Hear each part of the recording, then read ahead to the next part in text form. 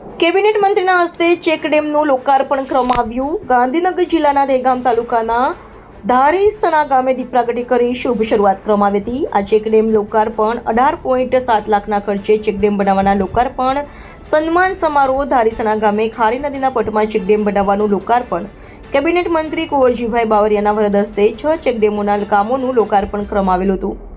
ખારી નદીના પટમાં બનાવેલ ચેકડેમના લોકાર્પણ કાર્યક્રમમાં ઉપસ્થિત અમદાવાદ પૂર્વ મત વિસ્તારના લોકસભાના સાંસદ હસમુખભાઈ પટેલ, દહેગામ તાલુકાના ધારાસભ્ય બલરાજસિંહ ચૌહાણ, જિલ્લા પંચાયતના પ્રમુખ શિલ્પાબેન પટેલ, દહેગામ તાલુકા પંચાયત પ્રમુખ અશોકભાઈ પટેલ, ભાજપ સંગઠનના પ્રમુખ કેતનભાઈ પટેલ, ધારીસણા ગ્રામ પંચાયતના સરપંચ તથા ધારીસણા ગ્રામજનો મોટી સંખ્યામાં ઉપસ્થિત રહ્યા હતા તથા તાલુકા ભાજપ સંગઠનના હોદ્દેદારો મોટી સંખ્યામાં ઉપસ્થિત રહ્યા હતા।